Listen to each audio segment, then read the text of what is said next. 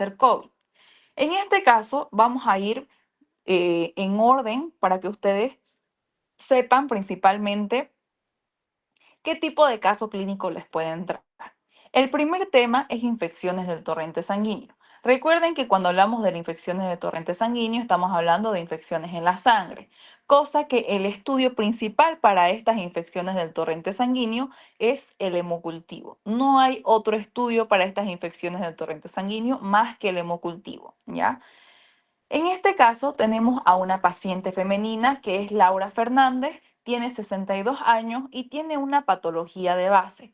Ella tiene una válvula aórtica mecánica. Es muy importante que cuando ustedes vean esta identificación del paciente, siempre se fijen en la edad, porque recuerden que hay grupos etéreos que no van a tener los mismos agentes patógenos, no van a ser los mismos agentes patógenos en que van a causar infecciones en niños que en adultos. Tampoco tienen que fijarse, bueno, tienen que fijarse en sí también qué tipo de patología tiene su paciente o si es un tipo de paciente inmunodeprimido. En este caso, ella no es inmunodeprimida, pero sí tiene una patología que nos puede dar un indicio más certero adelante, que es esta válvula aórtica mecánica. O sea, ella se sometió a una operación para tener esta prótesis aórtica. Y en la historia clínica nos dice más que todo la sintomatología del paciente. Ustedes siempre tienen que saber qué tipo de síntomas va a tener el paciente dependiendo del cuadro clínico. Si es, por ejemplo, una bacteremia, una septicemia, un shock séptico, un shock hipovolémico, si está cursando por una falla multiorgánica. Todas estas enfermedades que se las nombré son asociadas a estas infecciones del torrente sanguíneo. Tienen que saber que la bacteremia va a ser principalmente que las bacterias van a estar presentes en la sangre. Pero la septicemia van a ser, aparte de que las bacterias van a estar en sangre, estas bacterias o las toxinas producidas por la bacteria van a producir clínica y sintomatología en el paciente. ¿Y cómo vamos a sospechar de que este paciente está cursando por una infección del torrente sanguíneo, por una septicemia? ¿Por qué? Porque el paciente va a presentar fiebre persistente, cosa que al tener esta fiebre persistente, por más de que el médico le dé tratamiento para su fiebre, esta fiebre puede llegar a durar hasta más de 3 días, así como lo tenemos aquí en la paciente. Fíjense que ella presenta una fiebre mayor a 10 días. Además de eso, presenta toda la sintomatología de una septicemia. Presenta ya shock, tiene dolor lumbar y disnea. Fíjense que cuando hablamos dolor lumbar, quiere decir que, por ejemplo, se está diseminando a otros órganos. Puede ser que está cursando por una septicemia, pero que puede llegar a una pielonefritis, etcétera. Entonces es muy importante que ustedes sepan la clínica del paciente para conjugarlo. La doctora no les va a colocar aquí arriba infecciones del torrente sanguíneo como se los estoy colocando yo. Simplemente les va a colocar esta parte de aquí abajo y ustedes tienen que saberlo de acuerdo a la sintomatología, la patología y la edad que tiene el paciente. Y en el estudio o en el examen solicitado por el médico es un hemocultivo seriado.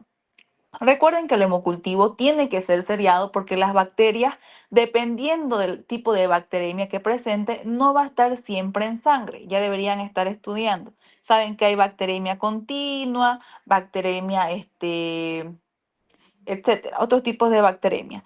En este caso, como es seriado, significa que vamos a tomar 3 hemocultivos en distintas horas y en distintas zonas. Yo no se los coloqué aquí, pero la doctora, si en caso les llegara a preguntar, tienen que colocar la zona y la hora en el que se los colocó.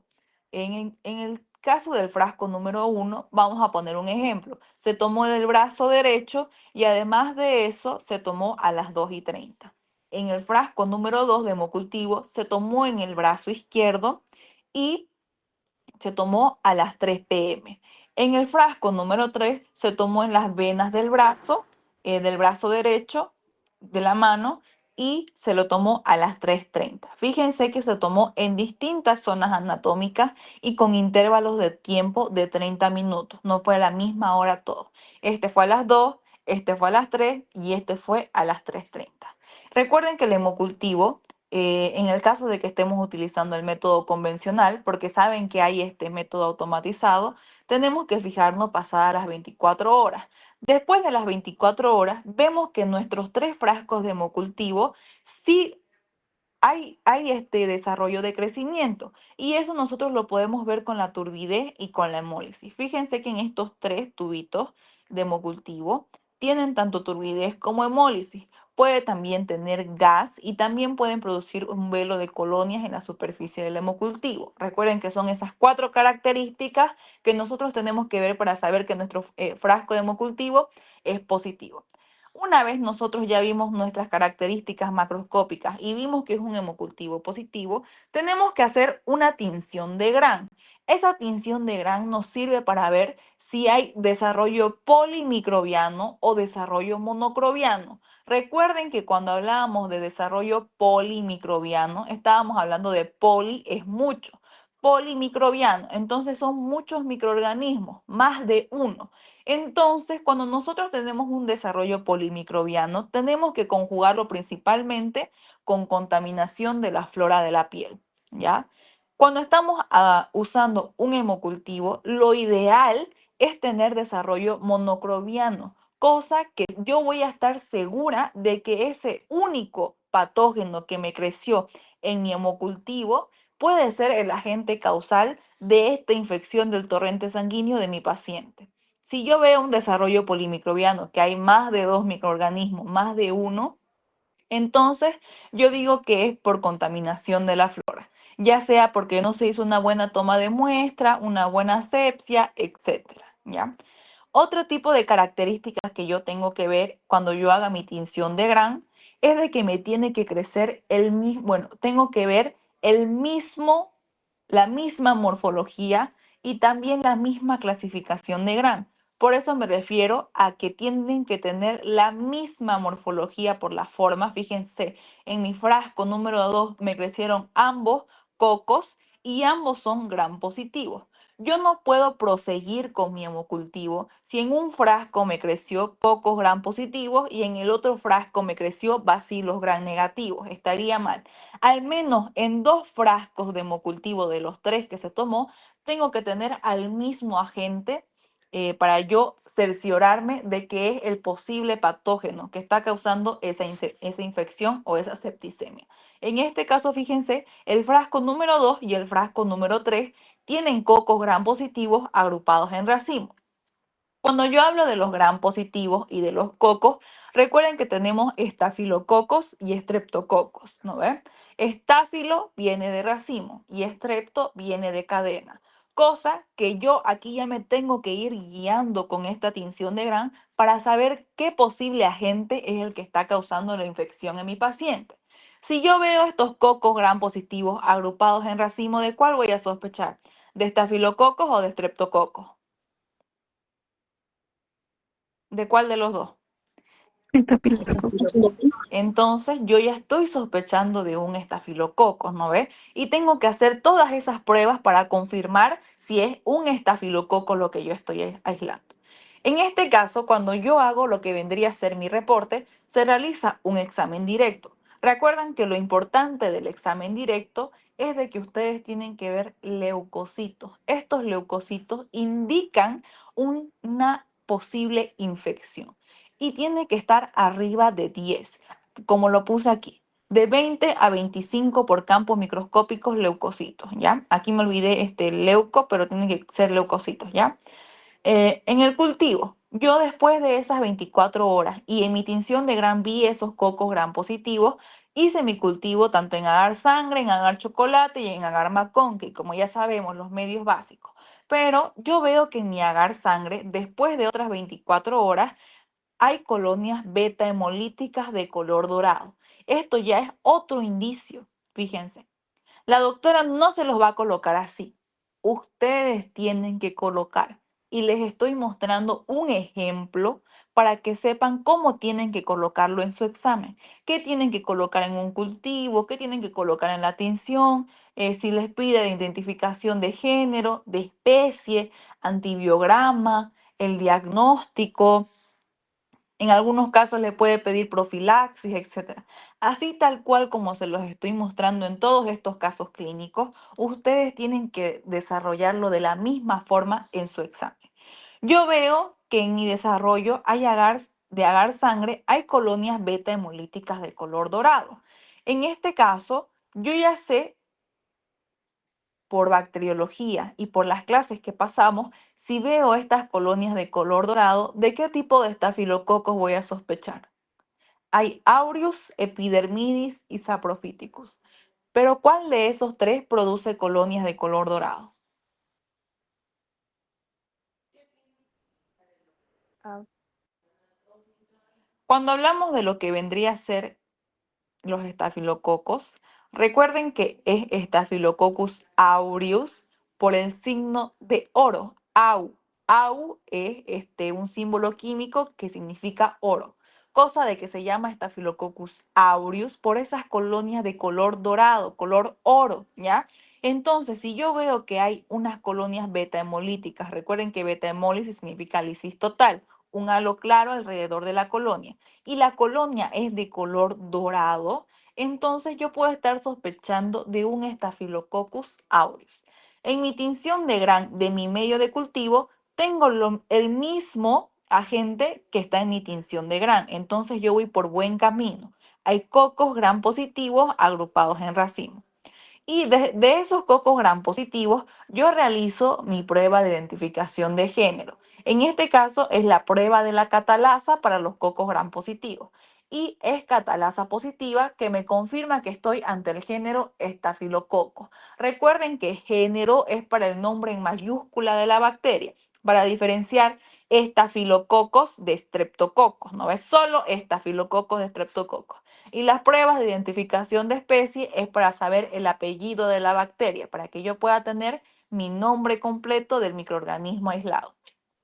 Entonces, al ser catalasa positiva, yo confirmo que estoy con el género Staphylococcus y yo realizo las pruebas de identificación de especie para saber qué bacteria en específico de estos estafilococos está causando infección en mi paciente, una septicemia. Realizo la prueba de la coagulasa, manitol salado y agar de Neasa. Siempre es en este orden, ¿ya? Realizo la prueba de la coagulasa con plasma citratado y veo que después de 24 horas se formó coágulo y yo digo que es positiva. Recuerden que los estafilococos tenemos coagulasa positiva y coagulasa negativa. El coagulasa positiva siempre va a ser Staphylococcus aureus y los coagulasa negativa van a ser las otras dos especies. Epidermidis y Saprophyticus. Eso yo lo sé por teoría. En manitol salado, en el agar manitol salado, recuerden que el agar manitol salado, nosotros vemos la fermentación del manitol, porque todos los estafilococos crecen en altas concentraciones de sal, pero no todos van a fermentar el manitol. Fíjense que es manitol positivo, cosa que yo voy a saber que las colonias que en mi agar manitol salado van a ser de un color amarillo, va a virar todo el medio a un color amarillo. Y si fuera manitol negativo, serían las colonias de color rosado normal. Y además de eso, realizo la prueba de la gardeniasa para confirmar que yo estoy ante un Staphylococcus aureus. Recuerden que también hay manitol positivo y manitol negativo. Manitol positivo, Staphylococcus aureus, que cambia el medio totalmente amarillo, y manitol negativo, las otras dos especies, Epidermidis y Saprophyticus. Entonces, yo aquí ya estoy confirmando con mi coagulasa positiva y mi manitol positivo que estoy ante un Staphylococcus aureus. Pero para estar más seguro, realizo la última prueba de identificación de especies, que es el agar DNAsa. Este agar DNAsa contiene DNA, cosa de que si es Staphylococcus aureus, va a degradar este DNA por medio de su enzima que es la DNAsa, significa que va a haber un halo claro alrededor de la colonia, que significa la degradación de este DNA. Y de igual forma, los DNAsa positivas son Staphylococcus aureus y los DNAsa negativas son Staphylococcus epidermidis y Saprophyticus. Con todas estas pruebas, yo ya estoy segurísima de que el microorganismo que aislé es Staphylococcus aureus y realizo después mi antibiograma. En mi antibiograma yo veo que hay un mecanismo de resistencia, MRSA. ¿Qué significa esa sigla? A ver, ¿quién sabe? ¿Quién sabe qué significa MRSA? Vamos, ya están cerquísima de su examen.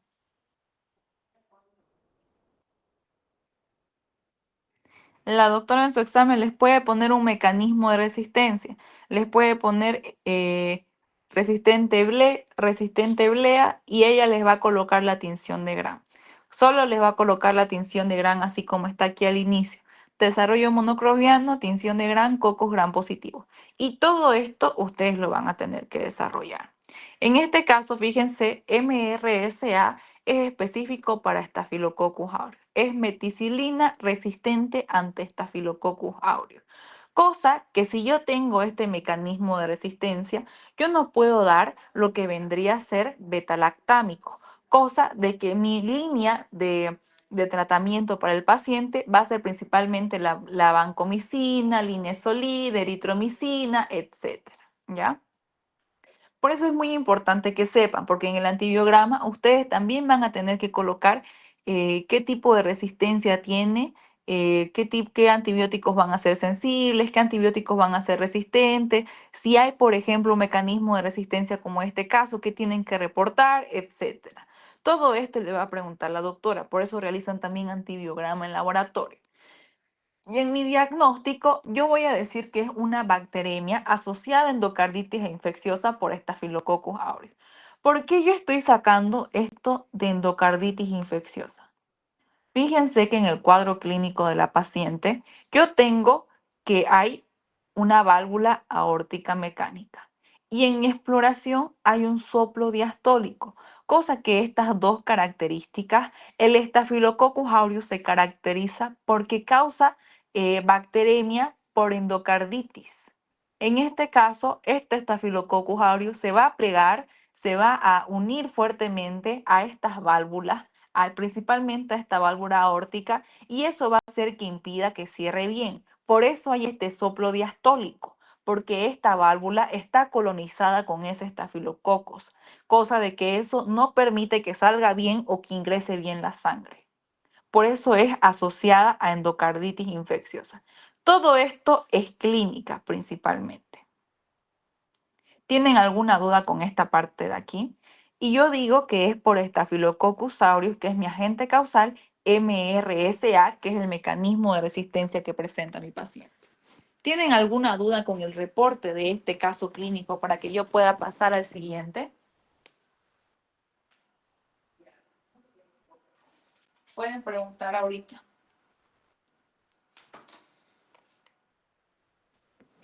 Ya. Como no hay dudas, voy a pasar al siguiente caso. Este también sigue siendo infecciones del torrente sanguíneo, pero recuerden que en la práctica nosotros vimos lo que vendría a ser infecciones asociadas a catéter venoso central, que eso vendría a ser el retrocultivo. Recuerden que nosotros en la clase de hemocultivo vimos esta práctica, ¿no ve? Cosa de que les puede llegar a entrar un caso clínico con una bacteriemia asociada a este tipo de paciente. Cuando estamos hablando de pacientes que tienen catéter venoso central, siempre vamos a conjugarlo con pacientes que están hospitalizados. Un paciente que llega así, caminando al hospital, no va a ser principalmente causal de esta bacteremia asociada a catéter venoso central. La mayoría de los pacientes que son propensos a tener este tipo de bacteremia o septicemia son pacientes que están internados, pacientes que están en los hospitales. Entonces, sabiendo eso, yo voy a fijarme en los datos de mi paciente. Se llama Andrés Castillo, es una persona adulta, tiene 55 años y además de eso presenta un linfoma no Hodgkin. Este de aquí está asociado a un tipo de ser un tumor propenso a ser cancerígeno. Por ende, ya sabemos que si está cursando con una quimioterapia, es un paciente inmunodeprimido y presenta un catéter que tiene alrededor de 3 semanas. Entonces, aquí ya me dice que tiene un tipo de catéter, ¿no ve? Y además de eso, me fijo en la historia clínica de mi paciente. Tiene fiebre de 39 grados centígrados. Aquí, cuando estamos hablando de la que es asociada a catéter, no es una fiebre que dura bastantes días, a diferencia de la que vimos anteriormente en una septicemia normal, que es en cualquier paciente, sino de que esta fiebre va a comenzar en un solo día. Además de eso, va a presentar bastantes escalofríos en distintos tiempos, cosa que cada que se le circule cualquier medicamento por este catéter, va a hacer que se cause este tipo de escalofrío. Además de eso, también tenemos que su frecuencia respiratoria y tanto su saturación de oxígeno están un poco bajas. Fíjense que la saturación de oxígeno está en 95%. La saturación normal de oxígeno es del 98 al 99%. Y se le solicitó un hemocultivo periférico y de catéter. Entonces, cuando hablamos de periférico, estamos hablando de una vena periférica que no está intubada, a diferencia de un catéter venoso central, ¿ya? Recuerden que cuando yo les explicaba hemocultivo, el tipo de muestra va a ser una muestra venosa periférica. Y en este caso de lo que vendría a ser el retrocultivo, sería una muestra venosa de catéter central. Y además de eso me da otro dato. La doctora no les va a poner esto, pero yo se lo estoy colocando. Veo que en el catéter sale positivo por el tiempo de positivización, cosa de que salió menor a 2 horas. Entonces, recuerden que cuando nosotros estudiábamos retrocultivo, era muy importante el tiempo de positivización. En este caso, tanto mi hemocultivo como mi retrocultivo se van a tomar a la misma hora, a diferencia del hemocultivo, ¿no ve? Recuerden que el hemocultivo era cada media hora. En este caso, el hemocultivo como el retrocultivo se toman a la misma hora. ¿Para qué? Para colocarlo a la misma hora en la estufa, cosa de que yo voy a poder medir el tiempo de positivización. Este tiempo de positivización me va a indicar de que si en el retrocultivo crece primero, casi siempre después o antes de esas 2 horas, yo voy a confirmar de que es una bacteremia asociada a catéter venoso central, a diferencia de mi hemocultivo. En el hemocultivo yo tenía que fijarme que me crezca en los 3 hemocultivos, ¿no ve? En este caso, tengo que asegurarme que tanto mi hemocultivo como mi retrocultivo crezcan. Por ejemplo, si solamente me crece en mi retrocultivo y en mi hemocultivo no hay desarrollo, entonces también estaría mal. Pero si veo que me crece tanto en el hemocultivo como en el retrocultivo, entonces yo voy a estar confirmando que sí es una bacteremia asociada a catéter. Ojo, el tiempo de positivización siempre tiene que dar antes en el retrocultivo para confirmar esta bacteremia. Fíjense, aquí tenemos el frasco número 1, que es el del hemocultivo, que es por una vena periférica, y el frasco número 2, que es el retrocultivo, que es de catéter venoso central. Fíjense que fue pasada las 24 horas, yo veo que hay crecimiento, hay tanto turbidez como hemólisis. Y yo veo que en mi retrocultivo, pasada las 2 horas, también hay presencia de turbidez y hay tanto desarrollo monocrobiano. Y yo veo cocos gram positivos agrupados en racimo. Fíjense que es el mismo tipo de agente que está causando lo que vendría a ser la bacteremia. Yo tengo que tanto mis colonias es beta hemolítica y de color dorado, que es cocos gram positivos agrupados en racimo. Todas las pruebas son las mismas. Fíjense, tanto catalasa, coagulasa, manitol y el agar de Nease. Y mi microorganismo aislado va a ser el mismo, es Staphylococcus aureus. Y produce el mismo mecanismo de resistencia que es muy común en pacientes hospitalizados. Como todo el tiempo se le están dando medicamentos, es muy común de que presenten de que se creen estas bacterias multiresistentes.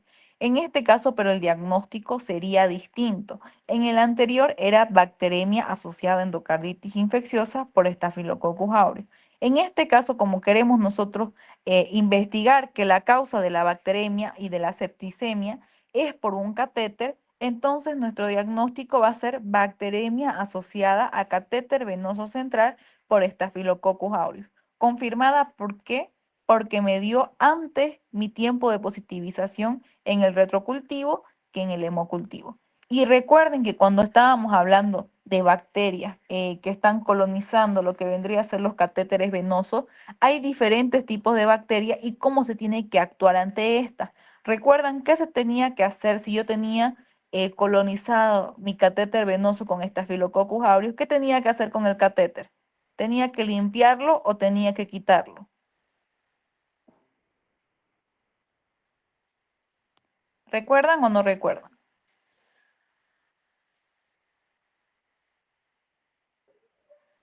Ya, no recuerdo. En este caso, para que estudien, hay diferentes tipos de bacterias que van a ser mucho más patógenas que otras cuando estamos hablando de este tipo de infecciones asociadas a catéteres. Cosa de que dependiendo del microorganismo que yo aíslee, va a depender qué es lo que voy a hacer con ese catéter. En este caso, este Staphylococcus aureus es muy patógeno porque puede llegar a causar una endocarditis infecciosa en el paciente por colonizar las válvulas del corazón, como vimos en el anterior caso. Entonces, para evitar ese tipo de endocarditis o otro tipo de patologías que puede llegar a tener como shock séptico, etcétera, yo procedo a retirar mi catéter. Entonces, yo podría poner aquí, además de mi diagnóstico, observación o recomendación, retiro inmediato del catéter porque este Staphylococcus aureus es muy patógena, peor si tiene este mecanismo de resistencia. Si yo, por ejemplo, aislío a otro estreptococo o otro tipo de bacterias como hemófilos, etcétera, o un Staphylococcus epidermidis, que es muy común de que colonice el catéter, yo simplemente procedo a pasar antibiótico por ese catéter y no lo retiro. Y además de eso realizo una buena asepsia.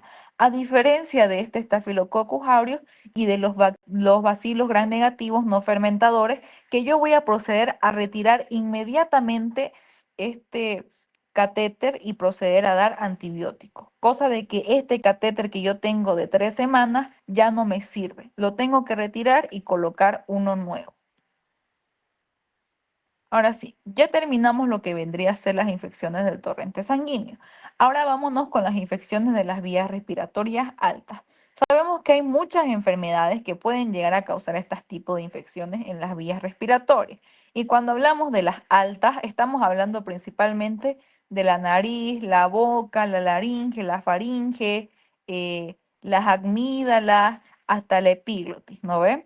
Cosa que yo voy a tener que saber todas las clínicas diferenciando principalmente qué tipo de infección. Por ejemplo, si mi paciente tiene Muget, ¿qué voy a ver? Si mi paciente tiene una faringitis estreptocócica, ¿qué tipo de clínica puedo yo sospechar, etcétera?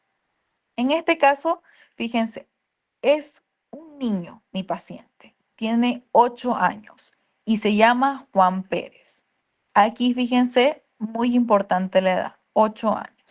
Fecha de ingreso el 15 de marzo. Y el motivo de consulta es porque tiene fiebre y dolor de garganta con 2 días de evolución. Es muy común, recuerden, que los niños tengan muchas enfermedades, principalmente en las vías respiratorias altas. Pero recuerden que todas las infecciones que van a ser de las vías respiratorias, tanto altas como bajas, son causadas por virus, pero eso va a ser dependiendo de la clínica. Fíjense que aquí en la historia clínica me dice que acudió con su madre y que presentó una fiebre de 48 horas por 2 días, hace 2 días, y es de 39,5 grados centígrados. Yo ahí ya tengo una sintomatología. Después de eso tengo dolor intenso de garganta al tragar. Recuerden que ese dolor intenso de garganta es muy clásico de lo que vendría a ser estas infecciones, tanto de las amigdalitis como de las faringitis, ¿no ve? También presenta odinofagia y rechazo de alimentos sólidos. Además de eso, presenta dolor de cabeza, que es cefalea, y malestar general. Y en la exploración, el médico vio que su faringe estaba eritematosa. Recuerden que si yo digo eritematosa, eri viene de rojo, ¿no ve? De erite y matosa que viene de inflamado, ¿ya? Entonces va a estar inflamada y roja. Y además de eso presenta un exudado blanquecino en las amígdalas. Oh, yo ya me estoy dando cuenta aquí que tiene unas placas blancas en las amígdalas. Y además de eso tiene adenopatías cervicales. Este cuadro clínico que vemos aquí, que es la faringe eritematosa, con placas blanquecinas en las amígdalas y además con adenopatías cervicales, entonces, ¿de qué tipo de enfermedad yo puedo estar sospechando si yo veo estas manchas blancas en la faringe? Faringitis. Sí, ¿no ve? Una faringitis. Recuerden que la faringitis había dos grandes grupos, las faringitis virales y las faringitis estreptocócicas. En las virales no vamos a tener este exudado blanquecino, pero en la faringitis estreptocócica yo voy a tener este exudado blanquecino y estas adenopatías cervicales. Estos dos cuadros clínicos son eh, los más importantes para yo poder sospechar de una faringitis estreptocócica. En este caso, como ya sé que hay ese exudado blanquecino, que se va a ver como una faringe en forma de fresa, o sea, roja y con manchas blancas, ¿ya? Yo voy a realizar mi estudio de laboratorio. Mi muestra vendría a ser lo que es la secreción faríngea que yo la obtuve por este hisopado faríngeo. Y mi estudio va a ser el cultivo de la secreción faríngea. En este caso, en mi examen directo, tiene que estar elevado. ¿Por qué? Porque yo estoy sospechando de una infección. Tiene que estar arriba de 10, está de 20 a 25. Y en mi cultivo de lo que yo vendría a ser de la secreción faríngea, observo que en mi agar sangre hay colonias beta hemolíticas. Entonces, yo sabiendo que hay una faringitis o sospechando que puede ser una faringitis estreptocócica y veo que hay colonias beta hemolíticas en el agar sangre, ya estoy sospechando de que sí puede ser esta estreptocócica. Y recuerden que tenemos dos especies beta hemolíticas dentro del género Streptococcus. Tenemos al Streptococcus piógenes y al Streptococcus agalactiae. Y yo tengo que identificar cuál de los dos es si yo veo estas colonias beta hemolíticas. En mi tinción de Gram veo cocos gram positivos agrupados en cadena, cosa que ya ahí ya estoy confirmando de que puede llegar a ser un estreptococo. ¿Por qué? Porque recuerden que los estreptococos en su tinción de Gram va a estar siempre agrupados en cadena, ¿no? Por eso es estrepto. Estrepto viene de cadena. Y yo realizo mi prueba de identificación de género. Recuerden que género es para nombre en mayúscula, ¿no ve? Para diferenciar estafilococos de streptococos. En este caso, estafilococos son catalasa positiva, mientras que los catalasa negativas son estreptococos. En mi prueba de identificación de género me salió catalasa negativa, entonces yo ya estoy confirmando que estoy con el género estreptococos. Y yo tengo que saber cuál de los dos es, si es Piógenes o si es Agalactiae. Y para eso realizo la prueba de la bacitracina. Recuerden que la bacitracina es un disco y yo tengo que ver lo que vendría a ser si es sensible o resistente. En este caso me da sensible. Si me da sensible, yo voy a confirmar la presencia de Streptococcus piógenes. Pero si me da resistente, yo tendría que sospechar de un Streptococcus agalactiae. Yo confirmo con esta prueba de la bacitracina que mi microorganismo aislado es Streptococcus piógenes o Streptococcus piógenes del grupo A según la clasificación de Lancet. Y recuerden que cuando estamos hablando del Streptococcus piógenes, el antibiograma está contraindicado. ¿Por qué? Porque este Streptococcus piógenes casi siempre, si no decir en la mayoría de todos los casos, es sensible a la penicilina benzatínica de un 98 a 99%, cosa que no hay necesidad de dar otro tipo de antibiótico, ya que esta penicilina la sigue tratando. O sea, por más de que nosotros le demos esta penicilina, ya no va a crecer este estreptococo porque es sensible, cosa de que nosotros podemos seguir dando este tratamiento para Streptococcus piógenes. Y en mi diagnóstico yo ya confirmo que es una faringitis estreptocócica por Streptococcus beta hemolítico del grupo A o por Streptococcus piógenes, ¿ya? Tienen que saberse las dos clasificaciones. Ya vimos lo que es de las vías respiratorias altas. En las vías respiratorias altas no se confíen con la faringitis estreptocócica. Recuerden que hay muget, recuerden que hay epilotitis, que es por Haemophilus influenzae. También recuerden que hay muchas otras enfermedades, pero yo no les voy a hacer caso clínico para cada una. Es para que ustedes se vayan guiando de qué es lo que tienen que hacer, ¿ya?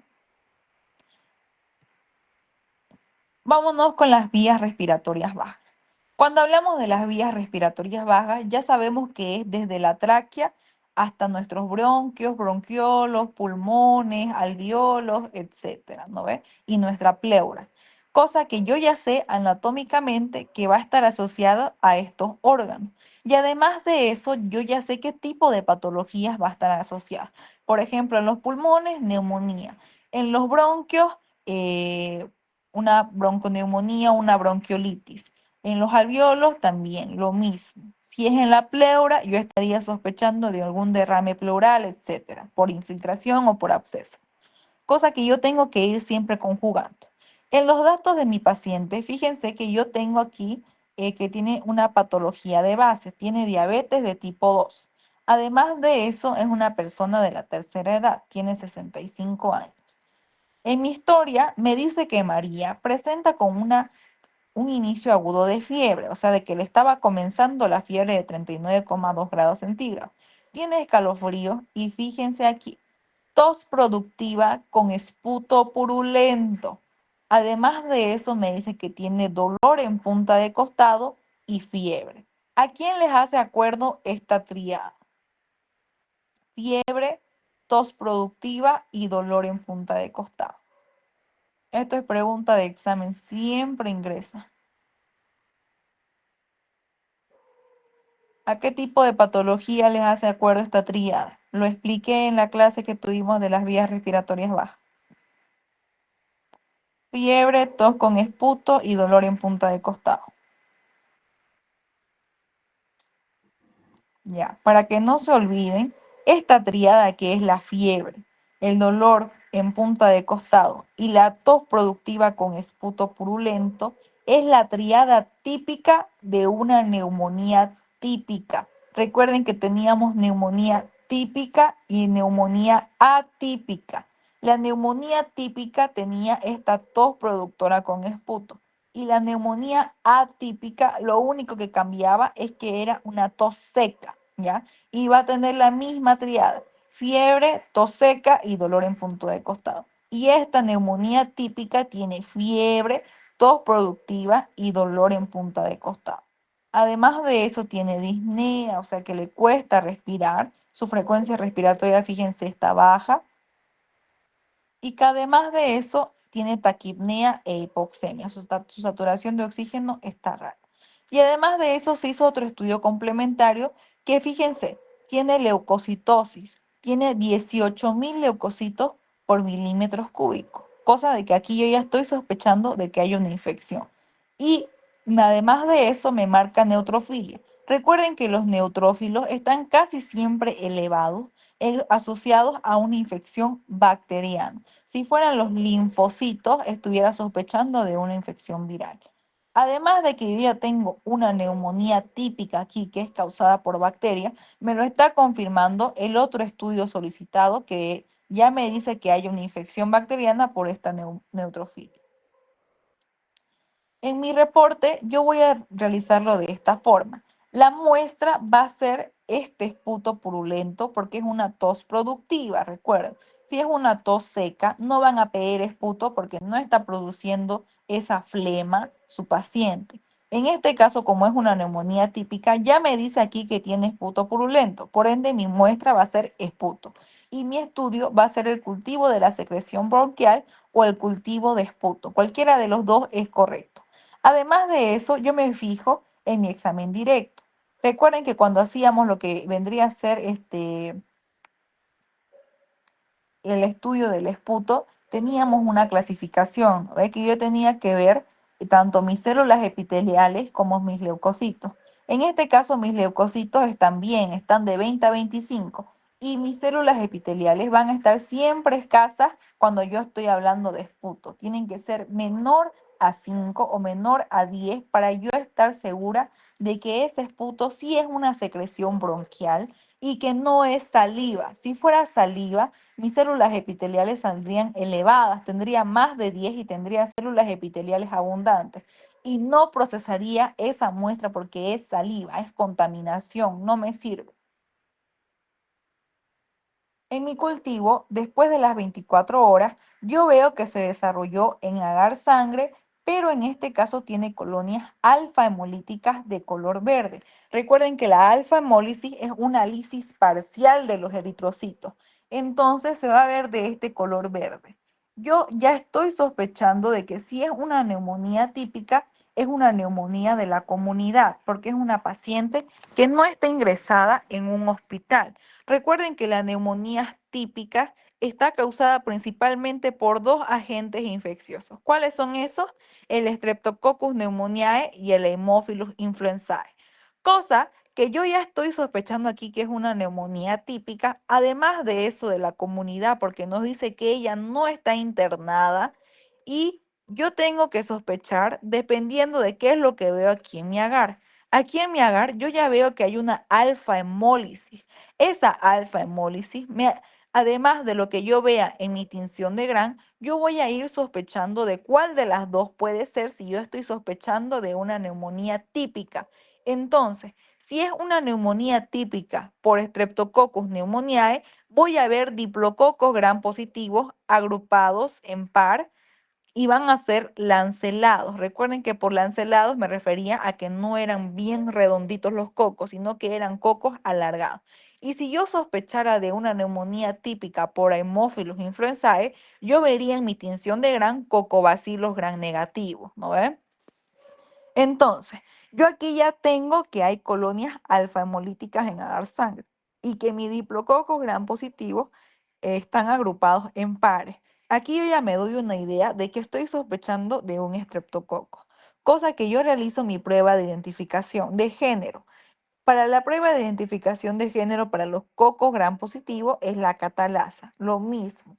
En este caso me dio catalasa negativa, por lo que yo ya confirmo la presencia de un género Streptococcus, uno por la hemólisis que presenta y otro porque hay cocos agrupados en cadena, en este caso cadenas de par. Y para saber que tengo yo un Streptococcus, tengo que saber la especie. Y no es la misma prueba que hicimos, por ejemplo, para este beta hemolítico que para los alfa hemolíticos. Recuerden que para los estreptococos tenemos eh, alfa hemolíticos, tenemos dos especies. Tenemos al Streptococcus pneumoniae y al Streptococcus viridans. Y la prueba para identificar y separar esas dos especies es la prueba de la aptoquina. Esta prueba de la aptoquina me va a dar sensible en caso de que sea un Streptococcus pneumoniae. Y si me da resistente, yo voy a sospechar de un Streptococcus viridans. En este caso me dio sensible. Aquí yo ya confirmo que mi microorganismo aislado es Streptococcus pneumoniae. Ya sé que es Streptococcus por la catalasa negativa y sé que es pneumoniae porque me dio sensible en la prueba de la aptoquina. En este caso, como estamos hablando de los estreptococos, la mayoría de los estreptococos son sensibles a las penicilinas. Pero en el caso de los otros estreptococos como Pneumoniae, Streptococcus viridans, Streptococcus agalactiae, yo realizo una prueba. Esta prueba es la prueba de la oxacilina para saber si son sensibles todos estos otros estreptococos a la penicilina. En este caso, sí me dio sensible, entonces yo puedo proceder a dar penicilina a mi paciente. Y en mi diagnóstico yo voy a decir que es una neumonía típica asociada a la comunidad por un neumococo. El Streptococcus pneumoniae, su nombre común es neumococo. La doctora siempre lo conoce de esa forma. Les puede preguntar también como neumococo o como Streptococcus pneumoniae. En este caso tenemos otro caso clínico que es Roberto Mendoza, tiene 68 años y aquí me dice que es exfumador. Esto es muy importante. Recuerden que cuando estamos hablando de exfumador, estamos hablando de que es propenso a tener tabaquismo, cosa que aquí me dice que 40 años él estuvo fumando y dejó de fumar hace 5 años, por lo que es muy probable que ya tenga tabaquismo. Recuerden que el tabaco contiene nicotina. La nicotina es un medio de enriquecimiento excelente para que crezcan las bacterias.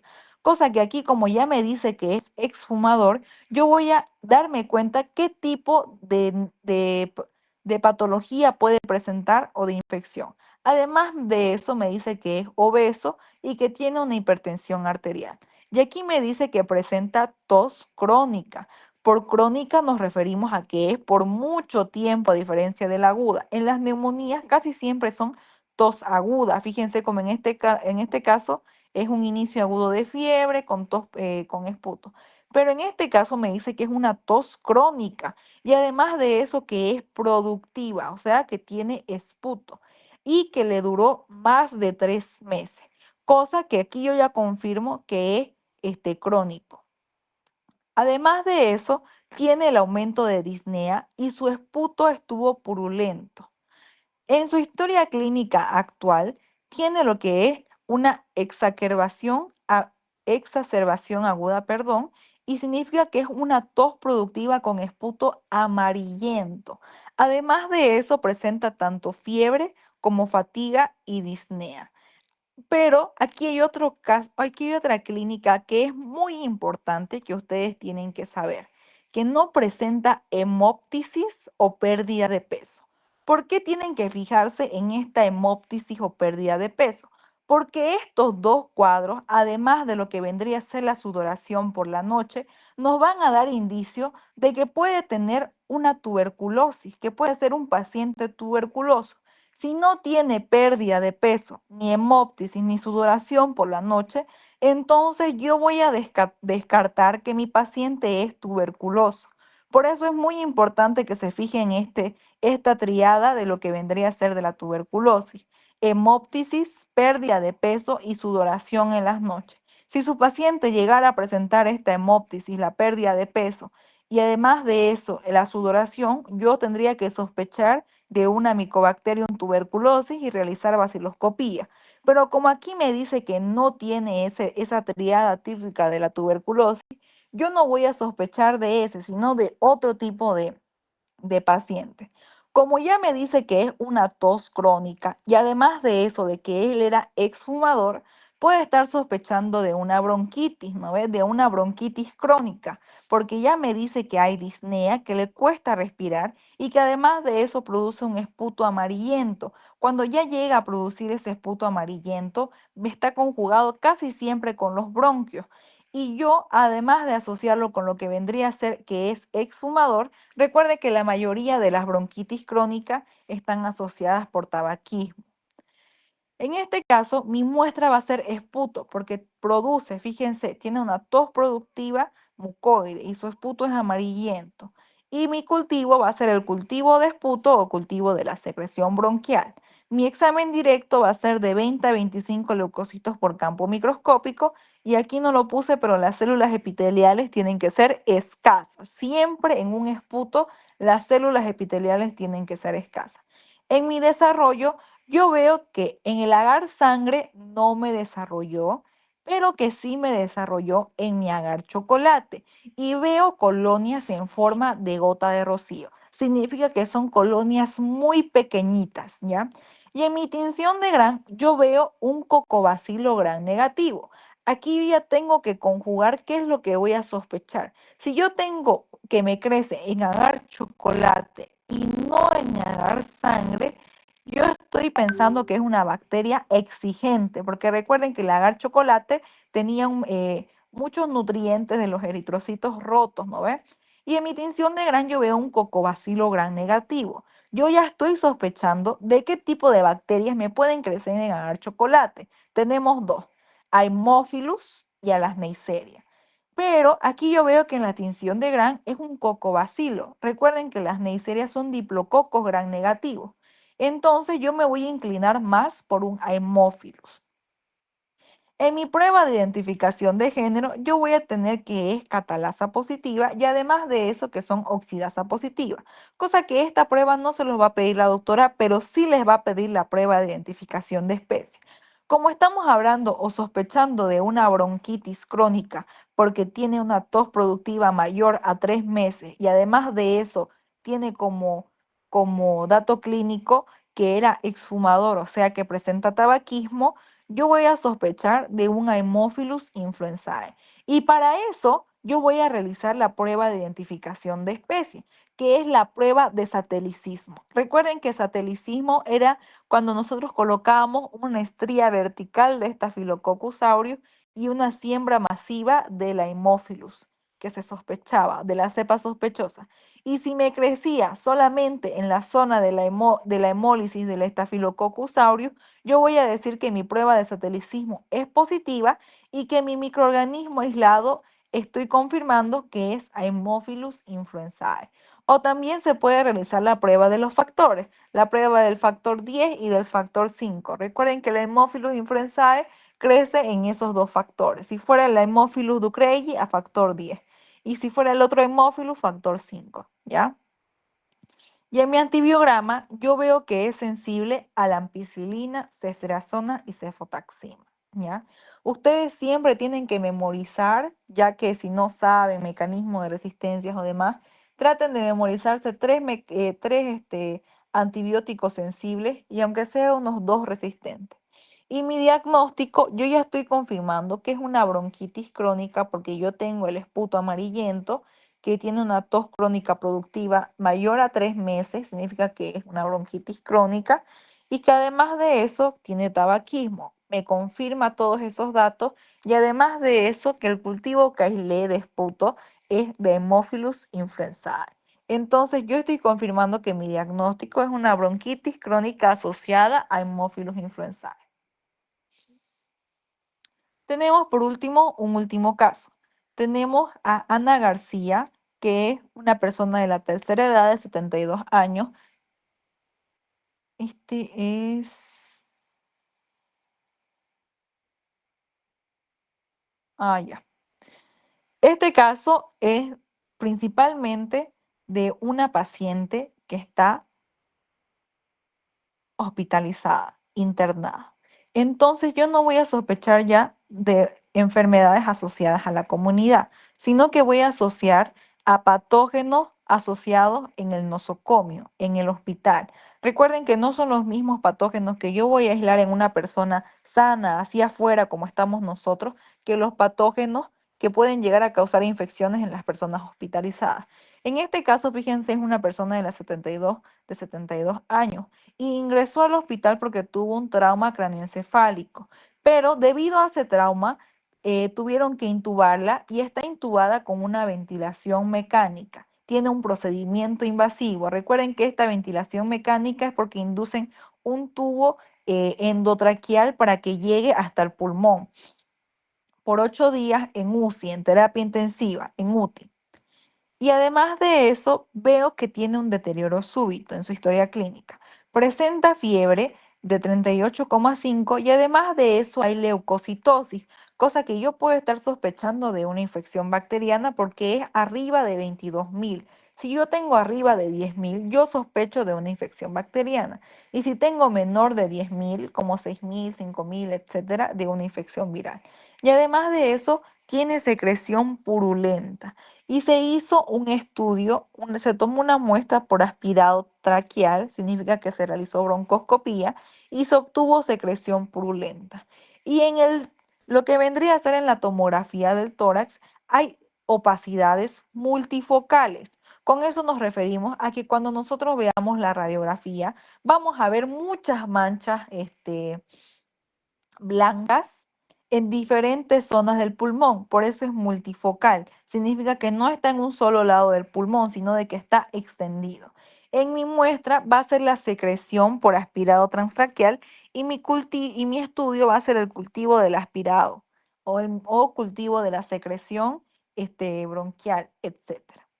Yo aquí ya tengo como mi dato de que es una persona de la tercera edad y que está en el hospital, cosa que vamos a aislar principalmente otro tipo de agentes y que están asociadas a enfermedades o infecciones respiratorias nosocomiales, ya no de la comunidad. En este caso, en mi examen directo, yo tengo también la misma cantidad de leucocitos y las células epiteliales siempre van a estar escasas porque se hizo un aspirado, no es un esputo. Recuerden que cuando estamos hablando de aspirado, de fibrobroncoscopía, de lavados, etcétera, siempre vamos a tener leucocitos, células epiteliales bajas. ¿Por qué? Porque es un método invasivo, ya no lo vamos a contaminar con la flora por arrastre. Y en mi cultivo, yo veo que se desarrolló en el agar sangre colonias de aspecto mucilaginoso.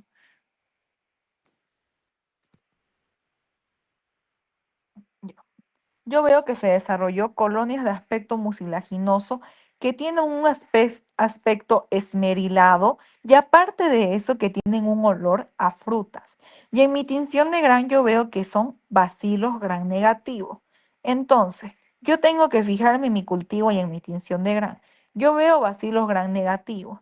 Entonces también tengo que sospechar que me creció en mi agar maconque, pero me dice que en las colonias del agar sangre tienen este aspecto mucilaginoso, o sea que son colonias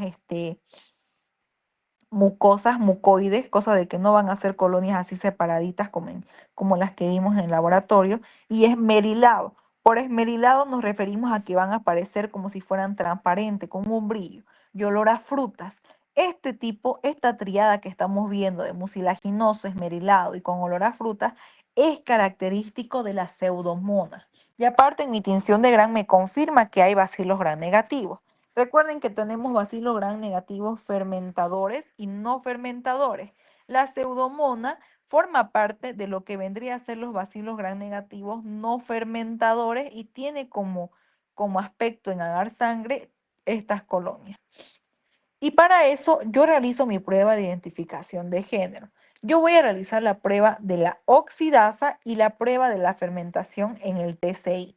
Recuerden que si yo sospechaba de una pseudomona o de una no fermentadora como lo son Acinetobacter, Estenotrofomonas, etcétera, que es lo que tenían que hacer en su informe, yo voy a realizar la prueba de la oxidasa. En este caso, la mayoría de los bacilos gram negativos no fermentadores me van a dar oxidasa positiva. Y además, para confirmar que yo estoy ante estas bacterias, ante estos bacilos no fermentadores, yo voy a cultivar en un TCI. Y al día siguiente, después de las 24 horas, yo voy a confirmar de que no hay fermentación porque mi medio del TCI va a seguir rojo, o sea, de que no va a fermentar ningún azúcar. Y yo voy a confirmar que estoy ante este género de las no fermentadoras, ya sea Pseudomonas, Acinetobacter, Estenotrofomonas, etcétera. Y en el caso de que fuera una enterobacteria como Escherichia coli o Klebsiella, que son enterobacterias y son las fermentadoras, yo tendría que hacer simplemente esta prueba del TCI y si yo veo que cambia y hay fermentación en el medio, o sea, de que cambia de color, yo voy a hacer mi galería bioquímica, ya no voy a realizar estas otras pruebas. Como yo ya estoy sospechando y confirmando que es una bacteria no fermentadora por la oxidasa positiva y porque no me fermentó en el TCI, yo realizo otras pruebas de identificación de especies. Cultivo en el agar King A y yo voy a ver al día siguiente colonias verdes translúcidas, que esto se debe principalmente a la pioverdina, que es un pigmento producido por la pseudomonas aeruginosa. Y además de eso, yo realizo las pruebas de las azúcares OF o la prueba de las azúcares de Hughes-Leyson, donde yo voy a ver el metabolismo de oxidación y fermentación. En este caso, vamos a tener 5 azúcares, recuerden, glucosa, maltosa, lactosa, sacarosa y fructosa, donde yo voy a ver en estas azúcares si oxida y si fermenta, cosa que la pseudomonas aeruginosa se caracteriza porque simplemente va a oxidar la glucosa, o sea que va a cambiar de color a un color amarillo, mientras que la fermentativa de la glucosa, que está con la vela, sellada con la vela, va a ser negativa. Y con eso yo confirmo que estoy ante una pseudomonas aeruginosa, mientras que mis otras azúcares no van a fermentar ni oxidar, no va a haber reacción. Y aquí yo ya confirmo que mi microorganismo aislado es Pseudomonas aeruginosa. Y en mi antibiograma yo veo que es multiresistente. La mayoría de estas bacterias no fermentadoras casi siempre le dan a pacientes inmunodeprimidos o pacientes que están en el hospital, internados en terapia intensiva.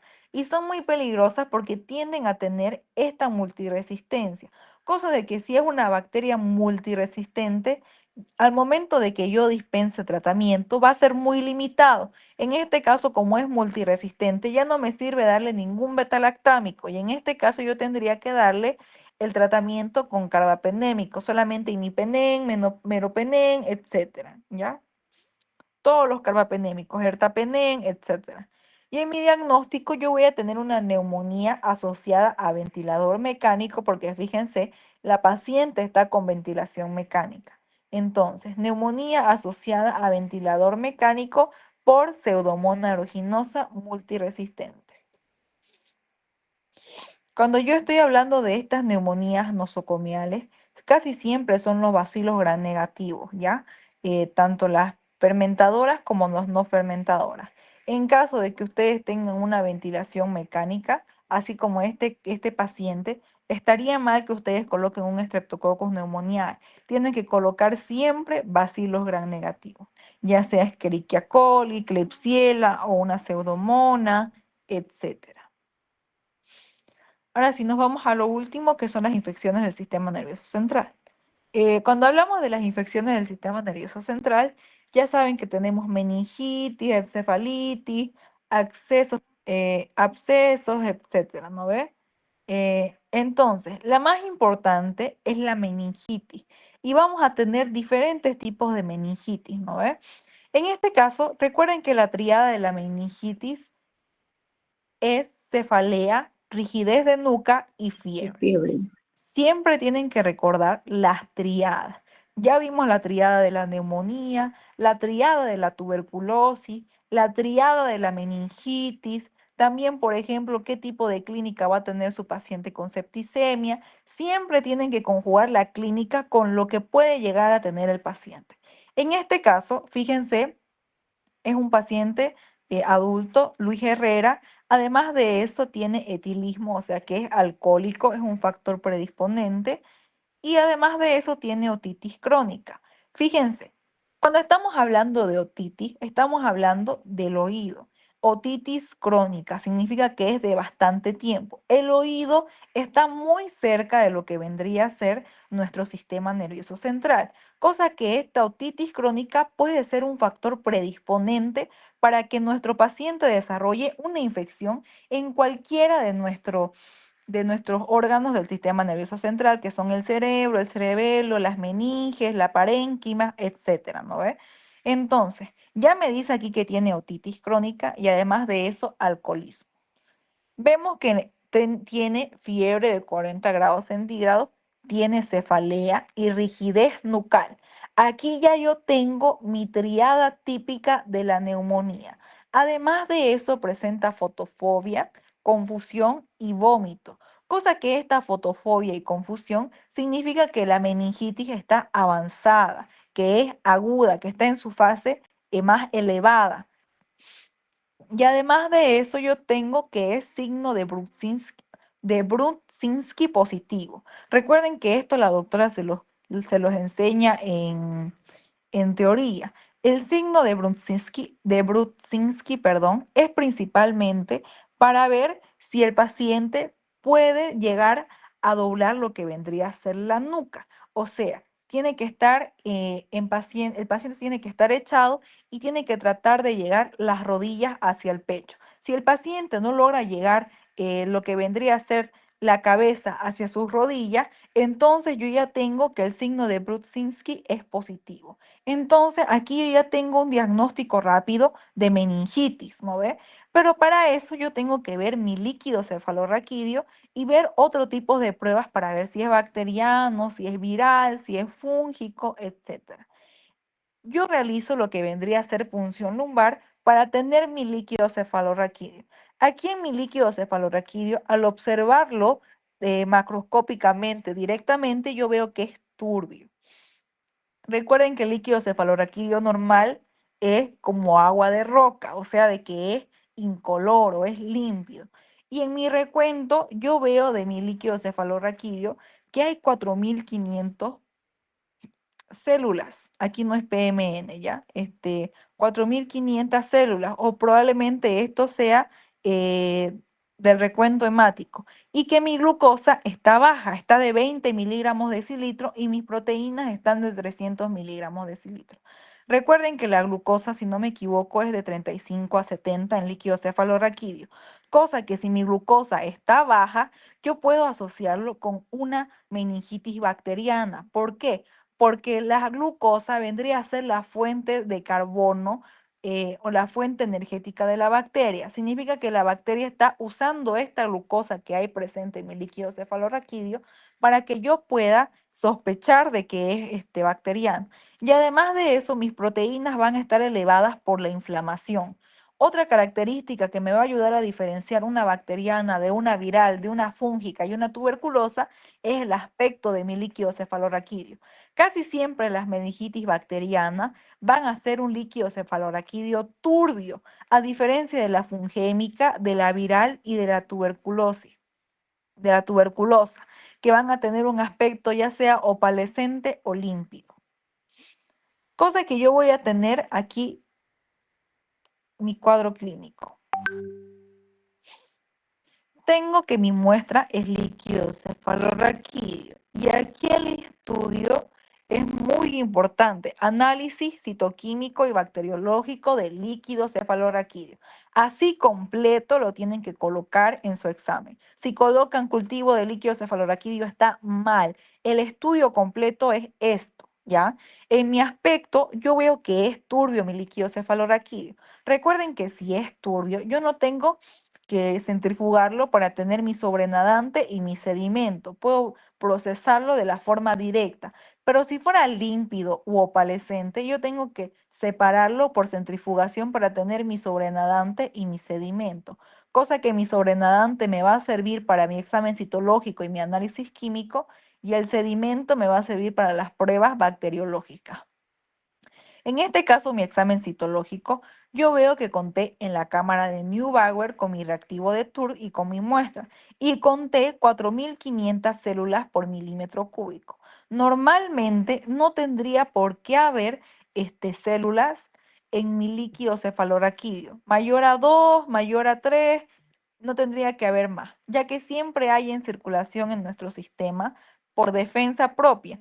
Pero si yo veo que hay más de 1.000 células por milímetros cúbicos de leucocitos, yo tengo que asociarlo con infección bacteriana. Y si yo veo de 100 a 500 con una infección viral. Si yo tengo entonces aquí que hay más de 1.000, que son 4.500, yo ya estoy sospechando de una infección bacteriana, pero yo tengo que hacer mi recuento diferencial para saber cuál es la que predomina, los polimorfos nucleares o los mononucleares. Recuerden que los polimorfos nucleares están más que todo predominados en las infecciones bacterianas y los mononucleares en las infecciones crónicas o en las infecciones virales.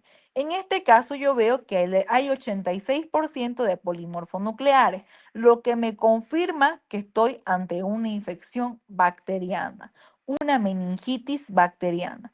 Y en mi análisis químico es lo mismo que anterior, 20 miligramos de cilitro, mi glucosa siempre va a estar baja en una meningitis bacteriana y mis proteínas siempre van a estar elevadas por el proceso inflamatorio. En mi cultivo, yo veo que me desarrolló en el agar sangre colonias alfa hemolíticas de color verde. Además de eso, yo tengo en mi tinción de Gram que sí hay desarrollo, hay diplococos Gram positivos. Además de eso, yo realizo tinción de Ziel-Nielsen y tinta china. En mi tinción de Ziel-Nielsen no se observan VAR, por lo que descarto una meningitis tuberculosa. Y en mi tinta china sale negativo, o sea, de que no voy a ver levaduras de Cryptococcus neoformans, por lo que descarto una meningitis fungémica o una meningitis criptococócica. Y para eso yo ya estoy confirmando de que es una bacteriana, porque yo veo solamente mi tinción de Gram diplococos Gram negativos. Yo tengo que hay colonias alfa hemolíticas y que hay diplococos Gram positivos, perdón. Si son gram positivos, yo tengo que realizar la prueba de identificación de género. En este caso realizo la prueba de la catalasa. Catalasa me salió negativo. Yo entonces sospecho del género Streptococcus.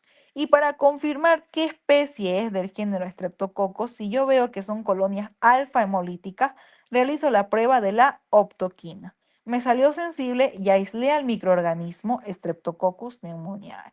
Es sensible a la penicilina. Entonces, mi diagnóstico va a ser meningitis bacteriana aguda.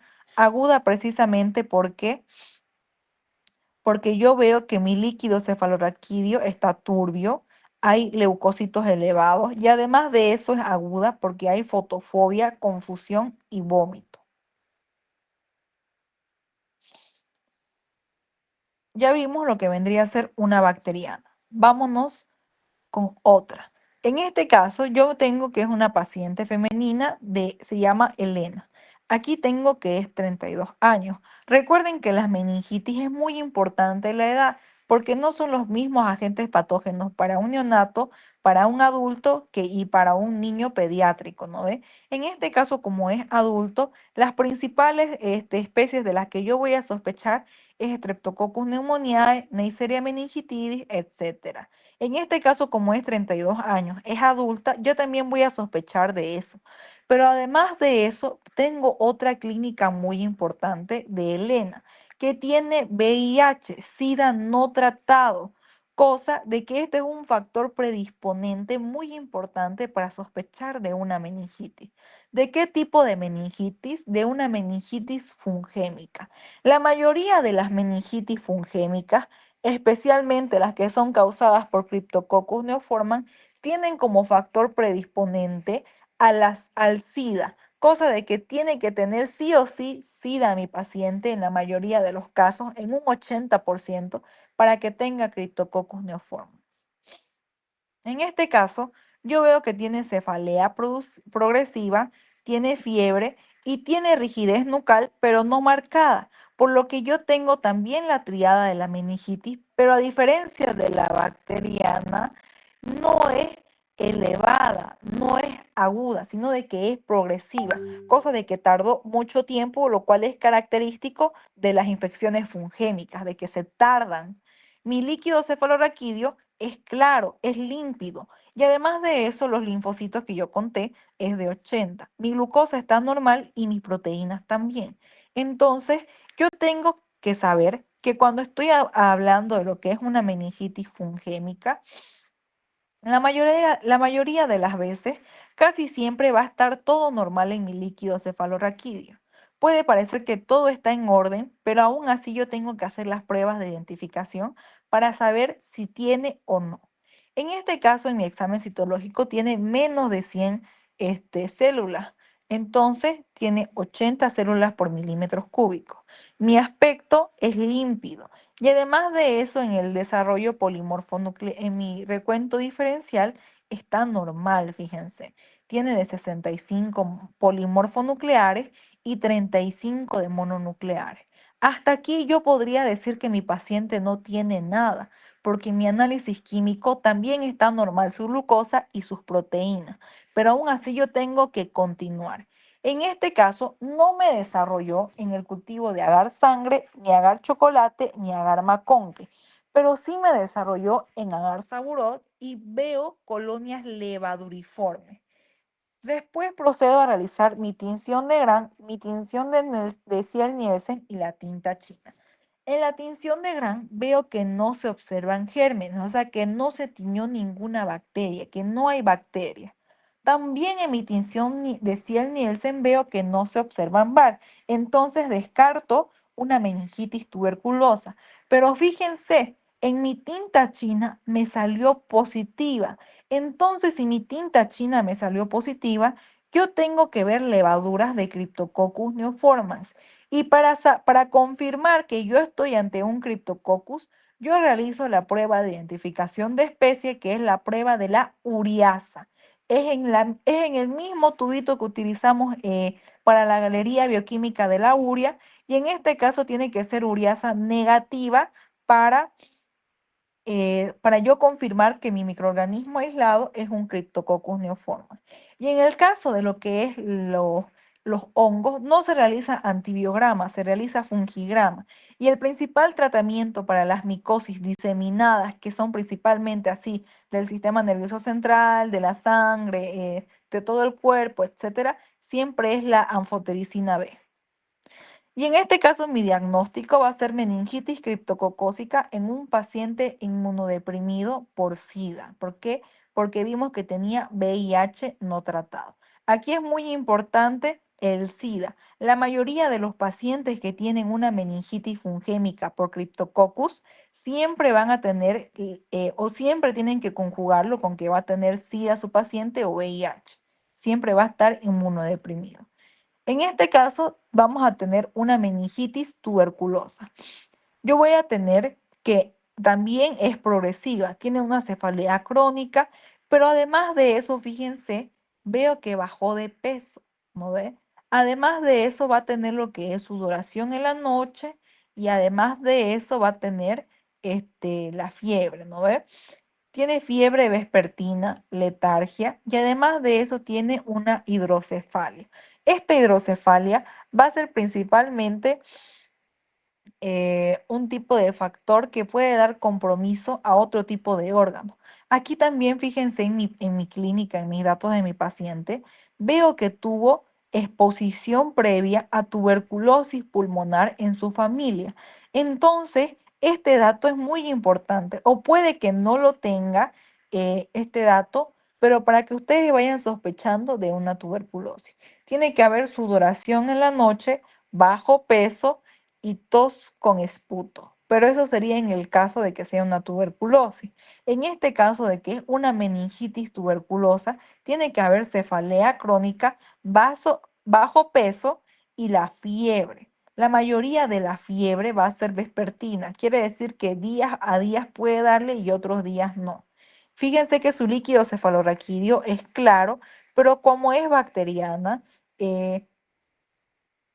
la mayoría de las meningitis tuberculosas son casi siempre crónicas, cosa de que recuerden que yo les decía que el conteo, cuando es de los leucocitos, cuando es crónico y viral, van a estar de 100 a 500 y cuando es bacteriana aguda, va a estar arriba de 1000. En este caso, mis linfocitos, fíjense que están de 250, por lo que cumple lo que les decía hace un momento de 100 a 500. La glucosa está un poco baja, de 30 miligramos de cilitro, y las proteínas también están elevadas, de 250, pero no tanto como en las meningitis bacterianas. Pueden estar un poco bajas o normales. Y además de eso, yo realizo mi estudio. Tengo mi muestra de líquido cefalorraquídeo y yo realizo su aspecto.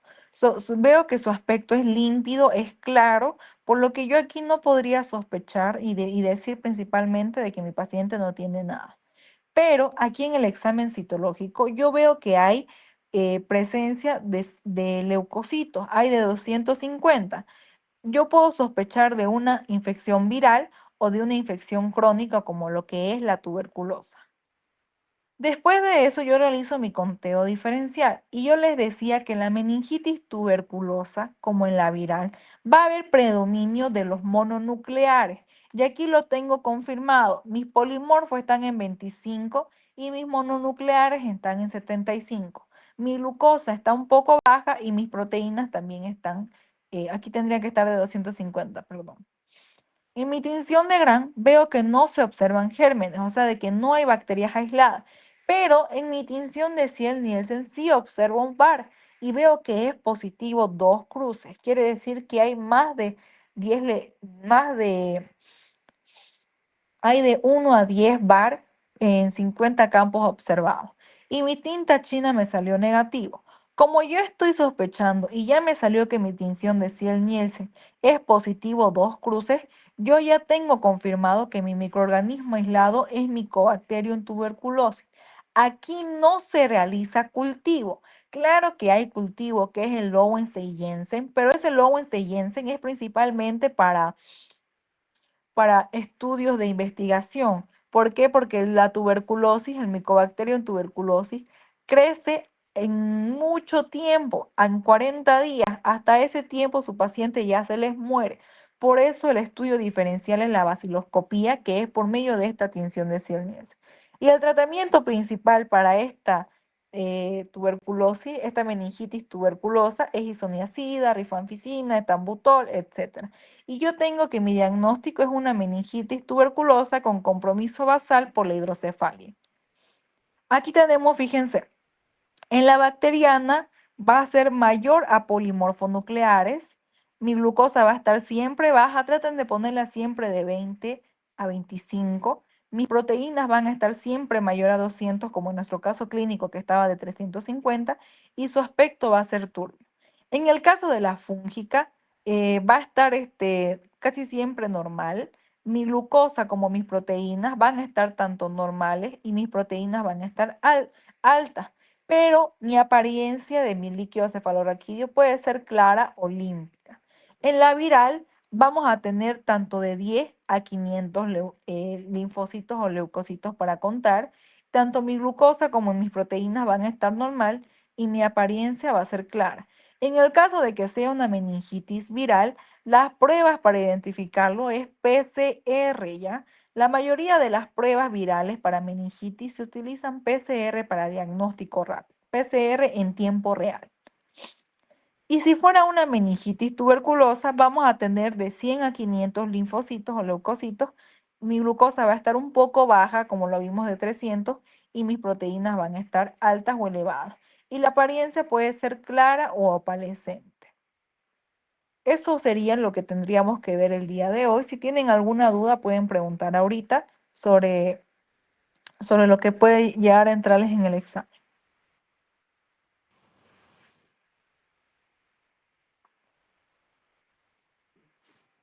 ¿Tienen alguna duda? ¿O quedó todo claro? ¿O no entendieron nada?